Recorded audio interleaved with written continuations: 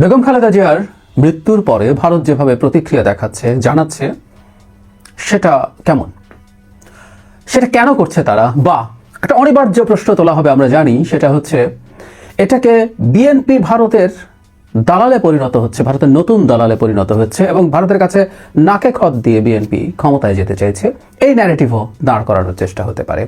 খানিকটা শুরু হয়ে গেছে বলা যায়। আসলে আমরা একটু দেখি ঘটনাটাকে আমরা কিভাবে দেখব, কিভাবে দেখা উচিত। দু তিনটা ঘটনা ঘটেছে। বেগম খালেদা জিয়া মারা যাওয়ার সাথে সাথে নরেন্দ্র মোদী তার এক্স অ্যাকাউন্টে স্ট্যাটাস দিয়েছেন।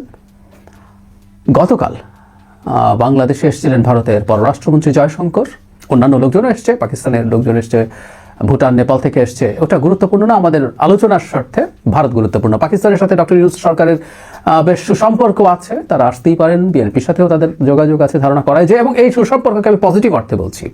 ভারতের প্রেসক্রিপশনে পাকিস্তানের সাথে আমরা অহেতুক শত্রুতা করব, এটা হতে পারে না, যেটা শেখ হাসিনা করতেন, বা সম্পর্ক শীতল রাখা, সম্পর্ক কম রাখা, এটা হতে পারে না। বাংলাদেশ তার স্বাধীন ফরেন পলিসি ফলো করবে, যার সাথে যেভাবে যেভাবে সুসম্পর্ক রাখলে ভালো হয়, যতটুকু সম্পর্ক রাখলে ভালো হয় সেটা রাখবে।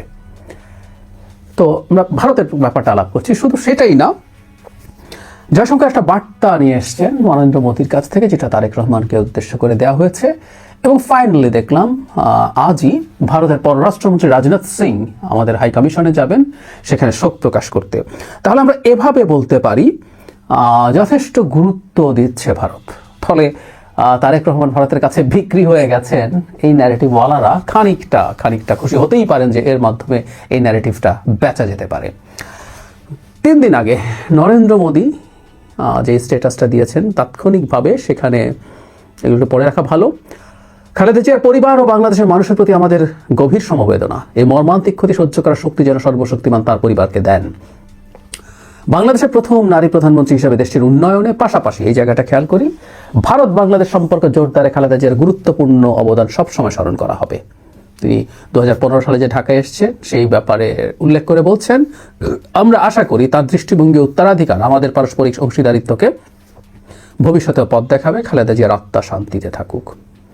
যে স্টেটমেন্টটা দেয়া হয়েছে সেখানে তিনি বলেন ভারত বাংলাদেশ সম্পর্ক, মানে জয়শঙ্কর যে বার্তাটা নিয়ে এসছেন সেটা তাদের হাইকমিশন এটা পাবলিশ করেছে। সেখানে বলা আছে ভারত বাংলাদেশ সম্পর্ক সুদৃঢ় করার ক্ষেত্রে খালেদা জিয়া গুরুত্বপূর্ণ অবদান রেখে গেছেন। তিনি প্রত্যাশা করেন তারেক রহমানের নেতৃত্বে খালেদা জিয়ার সেই সম্পর্কগুলো এগিয়ে নিয়ে যাবে, তার এক নতুন পথ চলা নিশ্চিত করতে এবং ভারত বাংলাদেশের মধ্যকার গভীর ও ঐতিহাসিক অংশীদারিত্বকে আরও সমৃদ্ধ করতে আলোকবর্তিকা হিসাবে কাজ করবে। তিনি বলেন বাংলাদেশের সাবেক প্রধানমন্ত্রী বাংলাদেশ জাতীয়তাবাদী দলের চেয়ারম্যান তিনি গভীরভাবে শোকাহত। 15 সালের কথা যেটা বলা হচ্ছে সেগুলো উল্লেখ করা হচ্ছে, যেটা তিনি দেখা করেছিলেন তখন সেই কথাটা বলছেন। তিনি আরও বলেন তার প্রয়াণ এক অপূরণীয় শূন্যতা তৈরি করলেও তার আদর্শ উত্তরাধিকার চিরস্থায়ী হয়ে থাকবে। আমি নিশ্চিত যে বাংলাদেশ জাতীয়তাবাদী দল আপনার যোগ্য নেতৃত্বে সেই আদর্শগুলো এগিয়ে নিয়ে যাবে, একই সঙ্গে এক নতুন পথ চলা নিশ্চিত করতে ভারত ও বাংলাদেশের মধ্যকার গভীর ও ঐতিহাসিক অংশীদারিত্বকে আরও সমৃদ্ধ করতে আলোকবর্তিকা হিসাবে কাজ করবে, সহমর্মিতা জানাচ্ছেন ইত্যাদি ইত্যাদি। মানে জনাব তারেক রহমানের নেতৃত্বে ভারতের সাথে বাংলাদেশের সম্পর্ক আরো ভালোর দিকে যাবে এই আশা প্রকাশ করছেন এবং তিনি রেফারেন্স দিচ্ছেন এই সম্পর্ক উন্নয়নে তার মা, মানে তারেক রহমানের মা বেগম খালেদা জিয়ার গুরুত্বপূর্ণ ভূমিকা আছে। এখন ভারতের এই বক্তব্যগুলো থেকে কেউ ইন্টারপ্রেট করার চেষ্টা করতে পারে যে ভারত তো আমাদের শত্রু রাষ্ট্র, আমরা ভারতের 7 সিস্টার্স বিচ্ছিন্ন করে দিতে চাই, আমরা ভারতকে ভেঙে দিতে চাই, ভারতের মধ্যে মারাত্মক কেওস লাগিয়ে দিতে চাই, পারলে খানিকটা যুদ্ধ করতে চাই। তাহলে ভারতের প্রধানমন্ত্রী কেন নিজের এক্স অ্যাকাউন্টে এই ধরনের কথা বলছেন আর এই বার্তায় আরো বিস্তারিতভাবে বলছেন?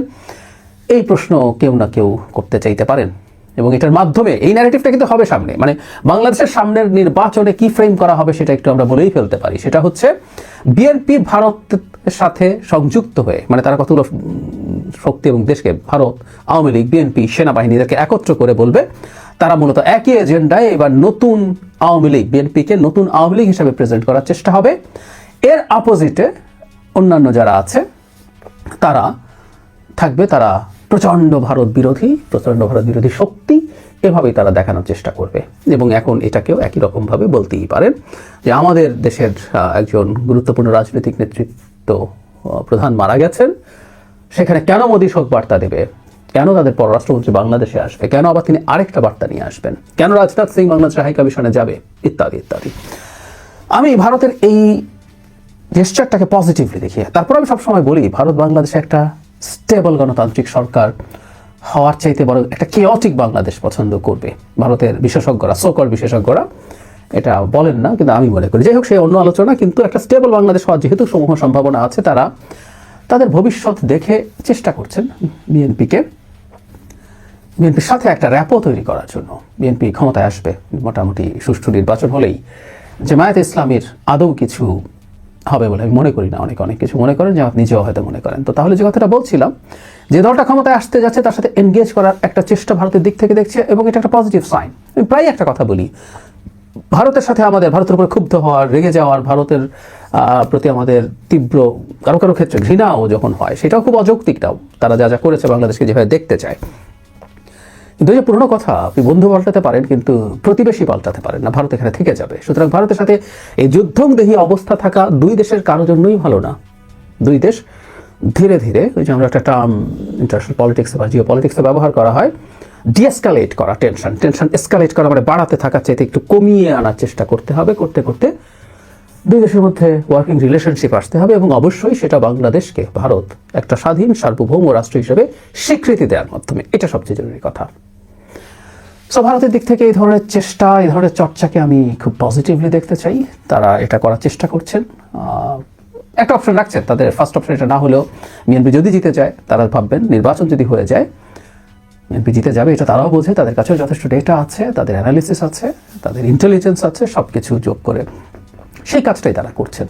এবং বিএনপির দিক থেকে এখন এটার প্রতি খুব নেগেটিভ অ্যাটিটিউড দেখানো, মেজাজ খারাপ করা, এগুলো হাস্যকর, এগুলো খুবই হাস্যকর।